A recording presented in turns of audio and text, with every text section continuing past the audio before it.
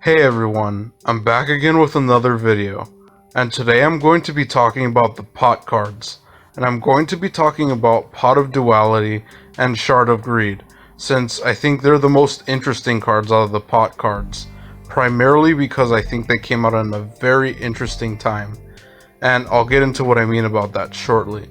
But before I start the video, feel free to like, comment, and share this video, and feel free to check out and do the same with my other videos. And feel free to subscribe if you really like my content. But without any further ado, let's get into it. So, what am I even talking about? What I mean is, I think Pot of Duality and Shard of Greed came out in a really unique time where they saw some success, but they came out in a time where they were about to be on the cusp of irrelevancy. And to drive this point home, let's focus on the Pot of Duality situation first. Pot of Duality first came out in August 2010 in Duelist Evolution, and this was around the time when negation strategies started to build up, especially with cards like Stardust Dragon Assault Mode, and later on, Legendary 6 Samurai Shien.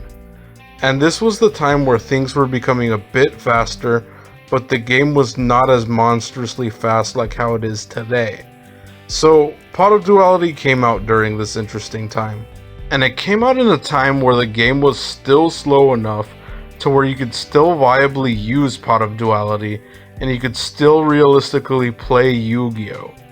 This might sound weird since Pot of Duality has a condition where you can't special summon during the same turn you activate the card.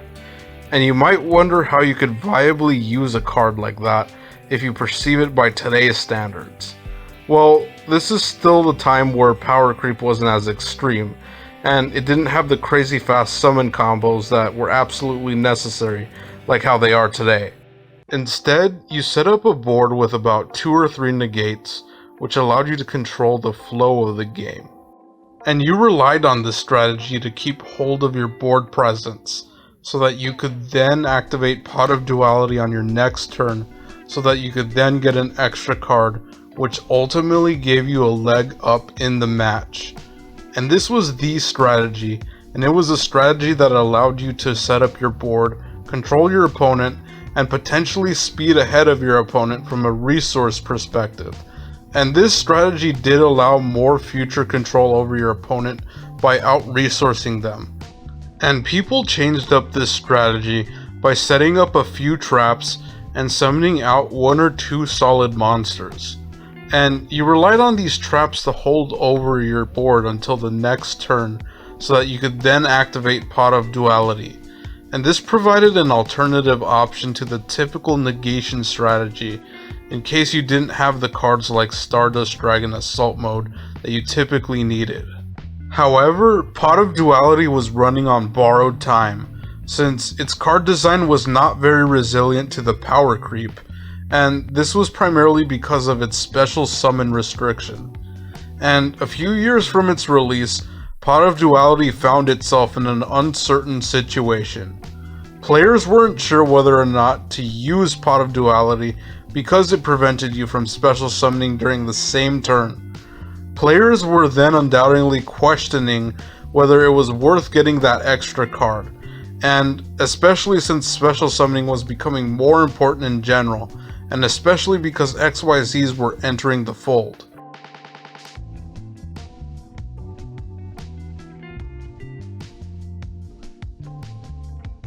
This further pointed out the design flaw with Pot of Duality, since more extra deck mechanics came out and they became more important in the meta scene. Pot of Duality was just not cutting it.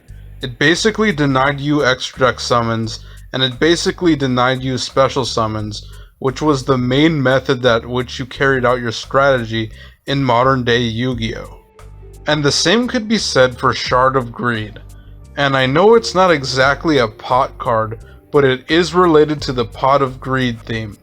But Shard of Greed did suffer from similar card design issues. However, before I do go into detail, if you're familiar with the hype around the Shard of Greed card, you would remember how many people were excited to use this card. There were many players touting Shard of Greed as a meta-viable card, However, I thought it was dead on arrival. I thought it was way too slow, and you had to wait till you got 2 greed counters on the card in order to draw 2. And you could only gain 1 greed counter every time you draw a card during your normal draw phase. This makes the card way too impractical, especially since Yugioh was speeding up and you couldn't really wait 2 turns so that you could have enough greed counters to send Shard of Greed to the grave. It was just way too much time to ask for a lot of different reasons, but waiting 2 turns gave too much time to your opponent to destroy Shard of Greed, and decks were changing to a much more combo-centric format, which demanded cards to have more immediate effects so that you could complete your combo. And this left Shard of Greed in the dust. It definitely saw some experimentation, but the game was becoming too fast just to wait for things like Shard of Greed. This ultimately made Shard of Greed less viable than Pot of Duality, even though it came out a year after Pot of Duality's release.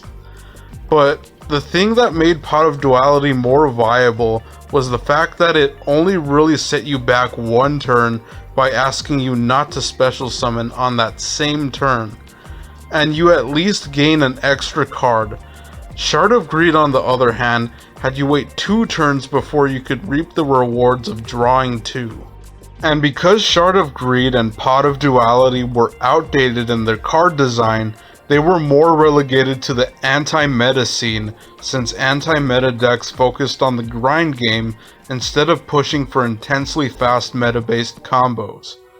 Decks like Yugioh Control are prime for cards like Pot of Duality and Shard of Greed, since Yugioh Control doesn't really rely on special summoning, and its trap lineup allows it to defend itself along with being able to defend cards like Shard of Greed.